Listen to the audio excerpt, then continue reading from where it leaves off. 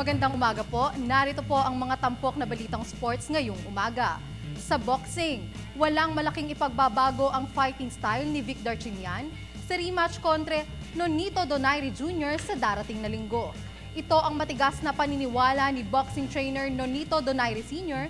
na nasa corner ng kanyang anak nang patulugin nila ang ngayon nagkakaedad na Armenian-Australian rival sa 5th round noong 2007. May report si Dennis Principe. Naniniwala ang kampo ni Filipino Flash Nonito Donaire Jr. na walang magiging malaking pagbabago sa estilo ni upcoming opponent Vic Darchinyan. Ito ang isiniwalat ng ama ni Donaire na si Nonito Sr. sa panayam ng PTV Sports. Ayon kay Nonito Sr., imposible na para sa isang 37-year-old fighter na katulad ni Darchinyan ang magbago ng galaw. Sinabi pa ni Nonito Sr. na kung ano man ang pinakitang galaw ni Darchinyan noong 2007 ay ganun pa din ang ilalabas nito sa kanilang rematch darating na linggo. Sa kay Darchinyan nakita ko yung parang dire-diretso na lang ako sumuntok dito kay dati na binabaluktot niya yung kamay niya. Saka naagit siya ni Gallo Juan Gallo nung huling laban niya, dalawang beses siya sumuray doon maliit yung nakalaban niya. Sabi ko kaya pagka tumagit lang yung magandang suntok niya talagang matutulog siya, sabi ko. Samantalang kontento ang mag-amang Donaire sa itinakbo ng kanilang training camp sa Las Vegas at Oxnard, California. Ani Donaire Sr., naibalik na nila ang dating bilis at timing na naging susi naman sa 5th round TKO win nila kay Darchinyan upang agawin ang IBF World Flyweight Crown. Magandang aura niya ngayon, masaya, mas kondisyon na. Tulad kanina, nag-miss kami ng mga labing-dalawang round. Miss yun, mabilis. Dahil kasi dalawang round siya, tapos nag-shadow box siya after that. So, kondisyon, magandang pinakita niya sa akin. Sina Darchinyan at Donaire ay magsasalpukan sa isang 10-round non-title featherweight bout ngayong linggo Manila time sa Corpus Christi, Texas. Good morning, boss. Dennis Principe, PTV Sports. Sa professional basketball, desidido ang Barako Bull Energy Cola na bumuo ng mas malakas na roster para sa 39th season ng Philippine Basketball Association o PBA.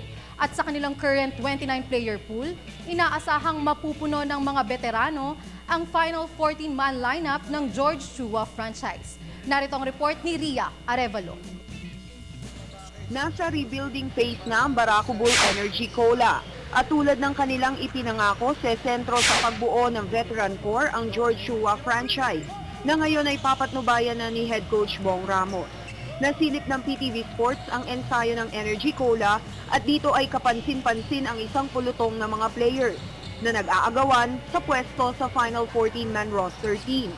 Pero ayon kay Ramos, sisikapin niyang salain agad ang kanilang current pool na ngayon ay may 27 players. I tried my best kung paano ko sila ma-accommodate, But right now, meron naman akong mga nakikita na core na gagamitin ko. So, pinasok ko yung dinagdag ko at saka yung mga dating sistema, ginagamit naman namin. So, wala namang problema. Ang problema lang, napakarami. Malaki ang paniniwala ng 4-time Indonesian League champion coach na tama ang desisyon ng management na mag-focus sa veteran core. Lalo pat may ilang taon na ring sumentro sa young blood ang Barako Bull. Sa basketball experience sa PBA, mas veterano sila. Kaya nga yun yung nung ginawa namin Samantala, isa naman si veteran big man Dorian Peña sa mga umaasang makakabuo na matibay na roster ang Energy Cola upang may pagpatuloy ang dark horse role sa PBA. Oh, of course, we're looking to get better. We're looking to get better all the time. We're looking to compete in the league, and once we get the team together and figure out who's the final lineup is, I'm pretty sure that we're going to be, pretty good. We'll see what happens. Balak ni Ramos na ibaba sa 17 ang bilang ng kanilang pool bago sila tumulak patungong Cebu City sa Huwebes para sumabak sa isang 4-team pocket tournament. Para sa Good Morning Boss, Ria Arevalo, Telebisyon ng Bayan. Po ang mga tampok na balitang sports ngayong umaga. Ako po si Hazel Ansalubon para sa Good Morning Boss.